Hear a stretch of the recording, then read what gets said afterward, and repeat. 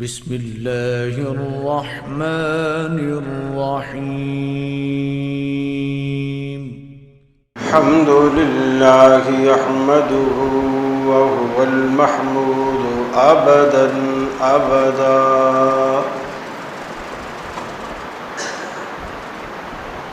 وأستعينه وهو المنعم المولى ونعم النصير مؤيدا.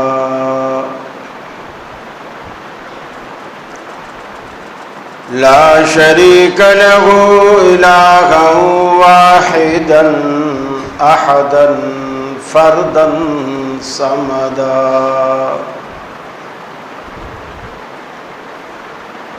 وأشهد أن سيدنا وسندنا محمدا عبده ورسوله،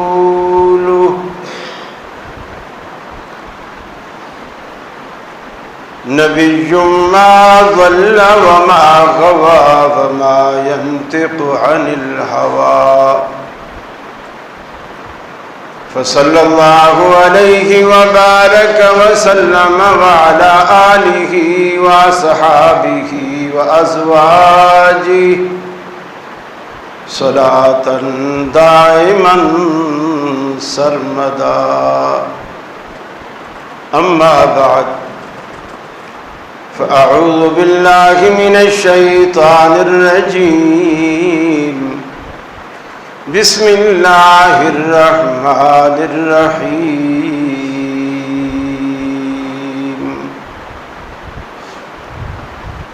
واذكر في الكتاب إبراهيم إنه كان صديقا نبيا، إذ قال لأبيه يا أبت لم تعبد ما لا يسمع ولا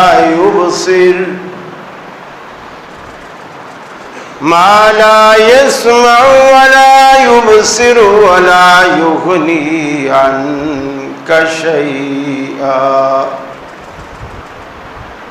يا أبت إني قد جاءني من العلم ما لم يأتك فاتبعني أهدك صراطا سويا. يا أبت لا تعبد الشيطان إن الشيطان كان للرحمن عصيا.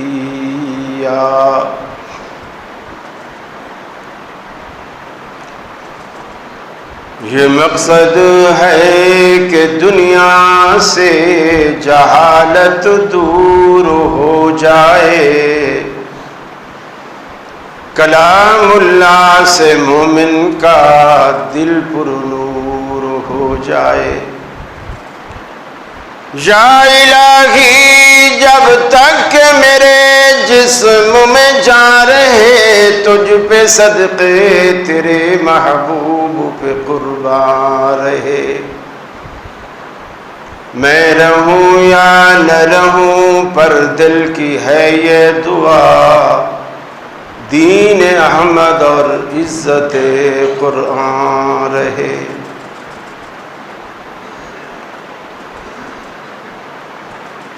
عشرہ ذی الحجہ کی مبارک گھڑیاں ہیں. پورا عشرہ فضیلتوں والا ہے. اللہ کے رسول صلی اللہ علیہ وسلم سے یکم ذی الحجہ سے 9 تک روزہ رکھنا بھی ثابت ہے، اور آپ کے حکم سے صرف 9 ذی الحجہ کا روزہ بھی ثابت ہے.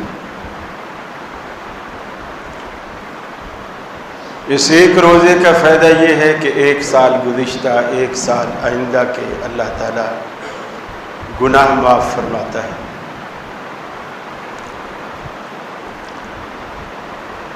اللہ رب العالمین نے اپنے ان بندوں سے جو مقام اور مرتبے میں بڑے ہوتے ہیں، اونچے ہوتے ہیں، اللہ کے زیادہ قریبی اور اللہ کے زیادہ محبوب ہوتے ہیں، اللہ ان سے امتحانات بھی بڑے لیتا ہے، بہت آزمائشوں سے گزارتا ہے، پھر وہ انسان کہیں جا کے کندن بنتا ہے۔ اور یہی اللہ تعالی ہمارے ساتھ بھی چاہتا ہے کہ میرے بندے گناہوں کی دلدل سے باہر آئیں، نیکی کی راہ پر چلے، میرے پیغمبر کی اطاعت کریں، علم وحی کی تابعداری کریں، اور جو کچھ میں نے نازل کیا ہے اپنے حبیب محمد الرسول اللہ صلی اللہ علیہ وسلم پر، اسے مکمل ضابطہ حیات سمجھتے ہوئے اس پر عمل پیرا ہو۔ دنیا میں جتنے بھی پیغمبر آئے، انہوں نے جب بھی دعوت اور تبلیغ کا آغاز کیا تو سب سے پہلے اپنے خاندان، اپنے گھر والے اور اپنے قریبیوں سے آغاز کیا۔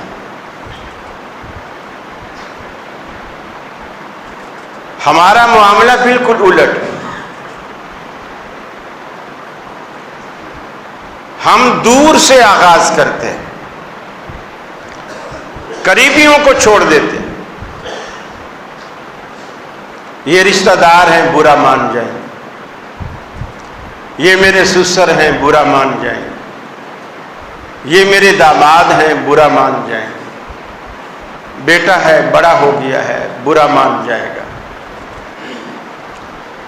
ہم غیروں سے اصلاح کی کوشش کرتے ہیں، اپنوں کو چھوڑ دیتے ہیں،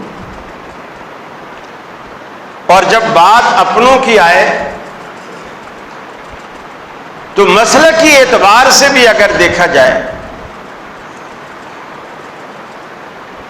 تو دیوبندی عالم اور خطیب اگر واز کرے تو اس کے قریبی کون لوگ ہوں گے؟ اہل حدیث یا دیوبندی؟ یقیناً دیوبندی اس کے قریبی ہوں گے۔ ایک بریلوی عالم واز اور خطاب کرے تو اس کے قریبی کون لوگ ہوں گے؟ دیوبندی نہیں، بریلوی۔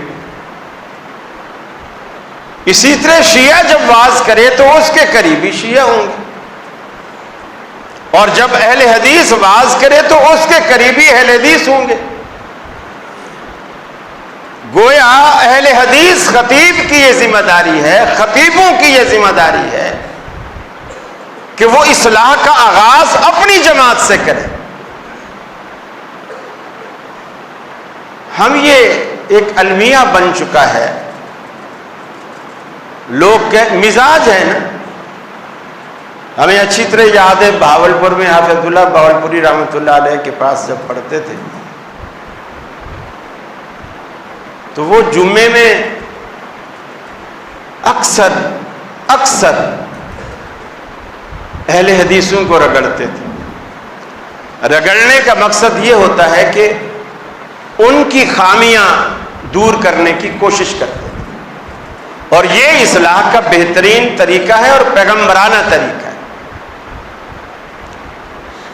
اب اس وقت ہم بھی بچے تھے، ہمیں بھی یہ بات سمجھ نہیں آتی تھی، ہم کہتے تھے عجیب استاد جی، عجیب ہیں، مسجد بھی اہل حدیثوں کی ہے، خود بھی اہل حدیث ہیں، اور اہل حدیثوں کو برا بھلا کہہ رہے ہیں۔ تم رفع الیدین صحیح نہیں کرتے، تم پاؤں صحیح نہیں ملاتے، تم ہاتھ سینے پر صحیح نہیں باندھتے، تمہارے اندر غلط بدعات رسومات بھی اب آتی جا رہی ہیں۔ ہمیں اس وقت یہ باتیں سمجھ نہیں آتی۔ کبھی کبھی ان کا جمعہ پھر ایسا بھی ہوتا تھا جو تقلید کے رد میں، بدعت کے رد میں، شرک کے رد میں پھر ہم کہتے آج بڑا مزہ ہے، حنفیوں کو ایسا رگڑا، بڑا مزہ ہے۔ خطبے کا مقصد جو ہوتا ہے وہ رگڑنا نہیں ہوتا، اصلاح مقصد ہوتا ہے۔ زاد میں کوئی بھی آ جائے، مقصد خطیب کی اصلاح ہونا چاہیے کہ وہ اصلاح چاہے، خیر خواہی چاہے، بھلائی چاہے۔ سورہ مریم کی میں نے کچھ آیات آپ کے سامنے تلاوت کی ہے۔ سیدنا ابراہیم علیہ السلام کے سر مبارک پہ جب رسالت اور نبوت کا تاج رکھا اور حکم ہوا کہ آپ دعوت کا آغاز کریں، انہوں نے جب دعوتی سلسلہ شروع کیا تو اپنے گھر سے شروع کی۔ نوح علیہ السلام نے دعوتی سلسلہ شروع کیا، اپنے گھر سے شروع کیا۔ وہاں باپ اللہ کا پیغمبر ہے، اللہ کی طرف سے وحی آتی ہے اس پر، اور بیٹا نافرمان ہے اور وہ شیطان کے ساتھ ہے، کافروں کے ساتھ ہے۔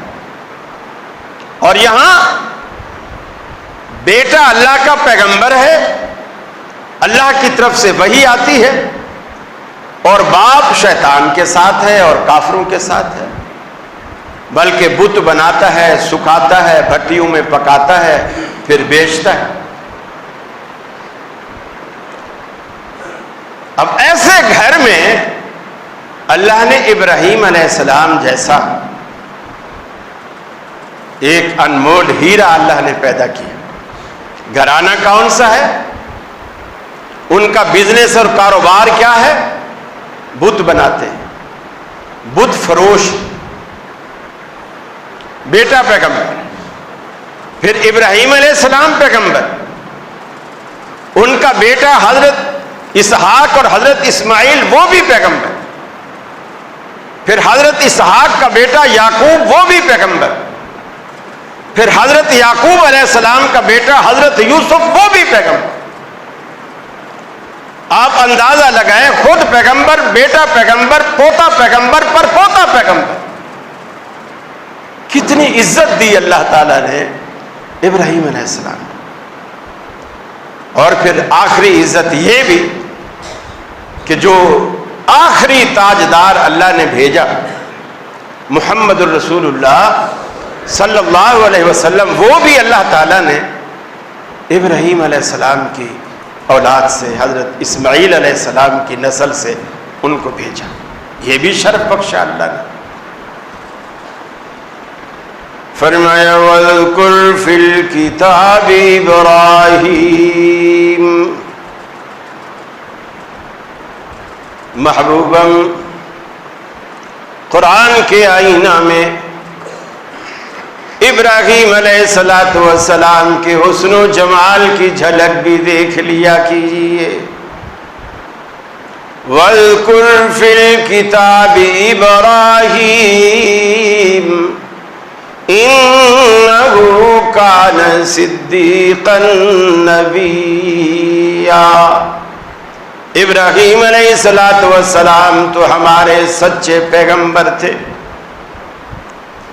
جو کچھ ہم کہتے وہی کچھ آگے قوم سے کہتے، ہمارے فرما بردار، اپنے وجود میں علم کے اعتبار سے، تقوی کے اعتبار سے ایک پوری جماعت اور پوری امت تھی۔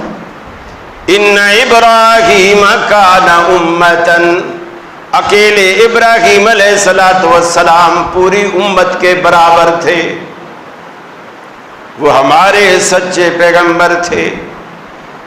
ہم نے جب رسالت اور نبوت کا تاج ان کے سر پہ سجایا،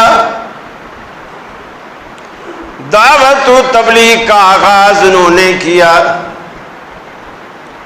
قرآن کہتا ہے تو اپنے والد کو سب سے پہلے مخاطب کیا،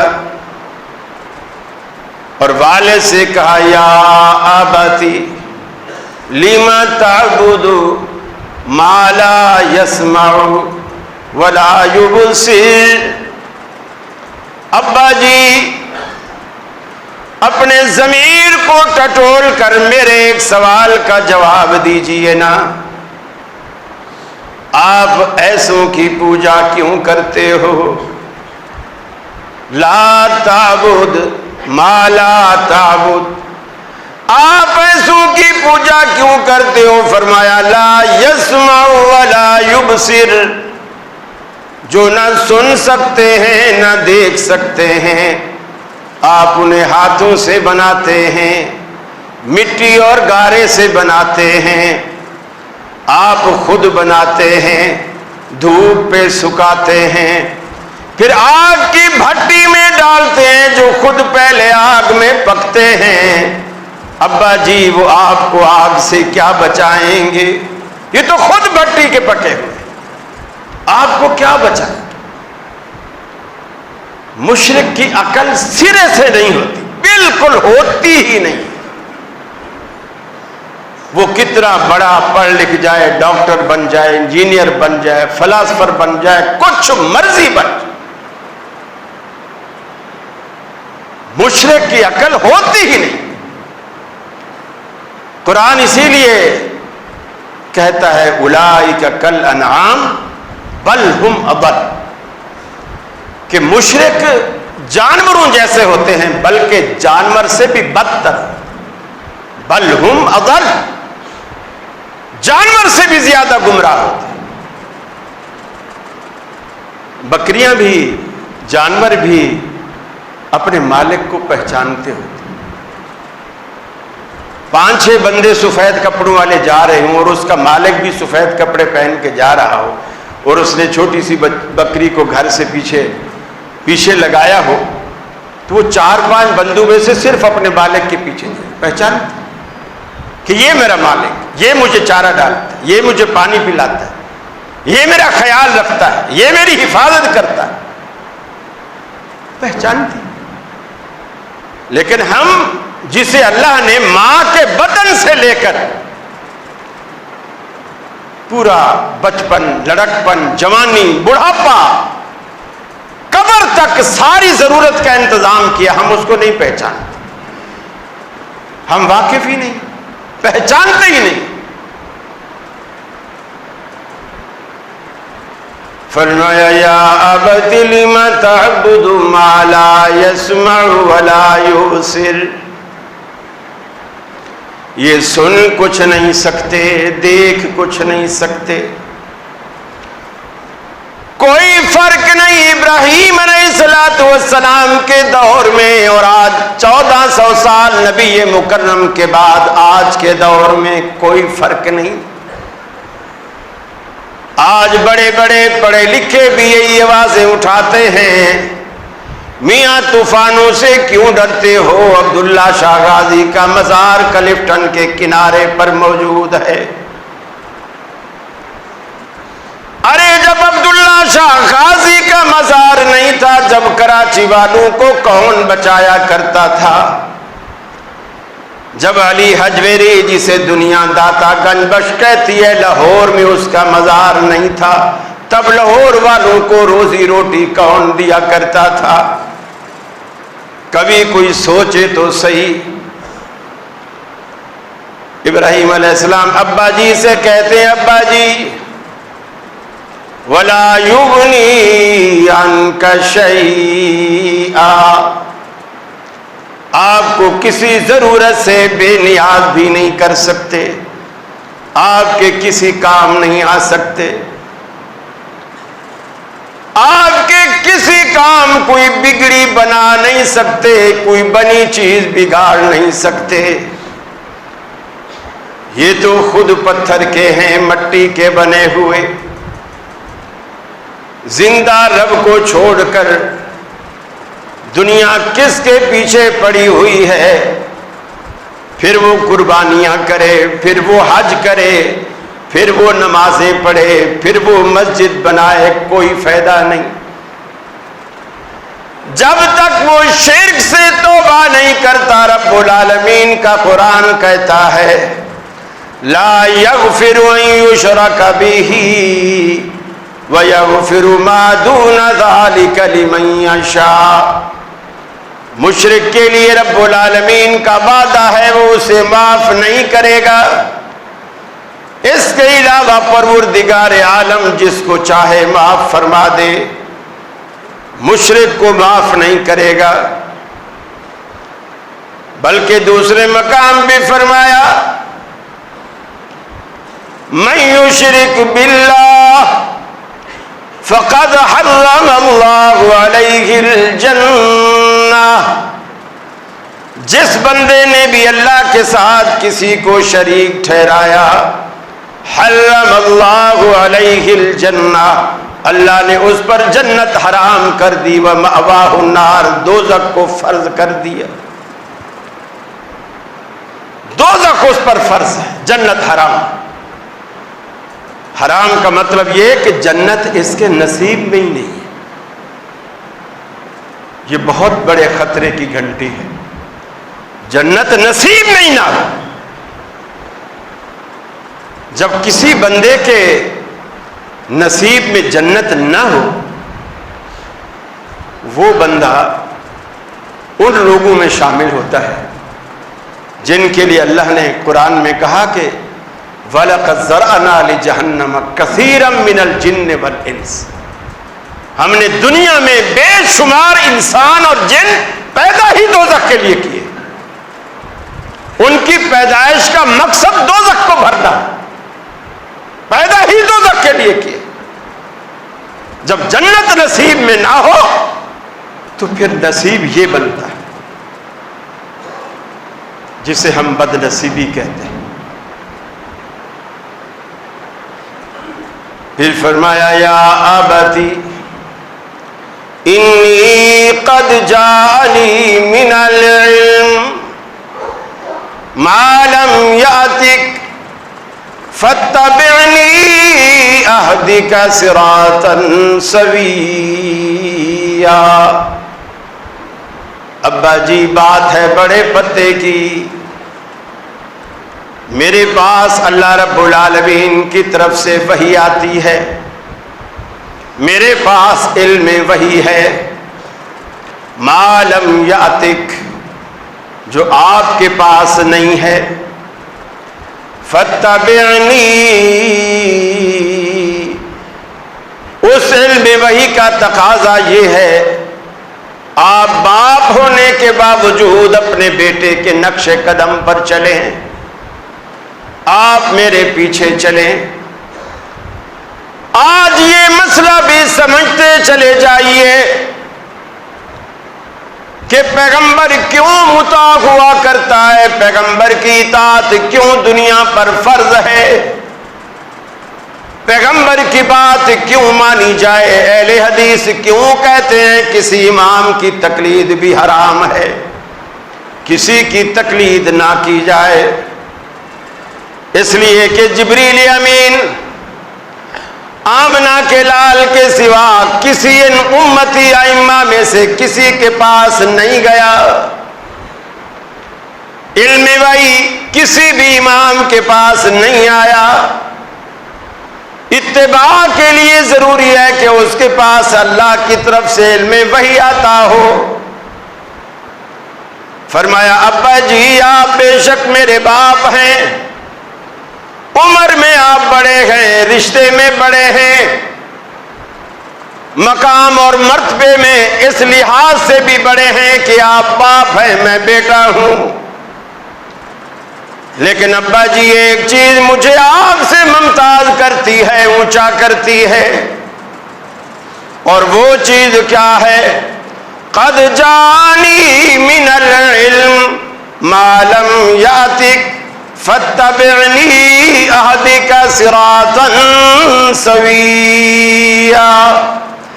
اے ابا جی جو چیز مجھے آپ سے اونچا کرتی ہے وہ اللہ کی طرف سے نازل ہونے والی وحی ہے، میرے پاس آتی ہے. ما لم یاتک، آپ کے پاس نہیں آتی. اس وحی کا تقاضا یہ ہے فاتبعنی، میں آگے آگے چلوں، آپ میرے پیچھے پیچھے چلیں. فائدہ کیا ہوگا؟ لَأَهْدِكَ صِرَاطًا سَوِيًّا، میں آپ کو سیدھے راستے پر لے چلوں گا۔ گویا سیدھا راستہ اسی کے پاس ہوتا ہے جس کے پاس علم وحی ہوتا ہے۔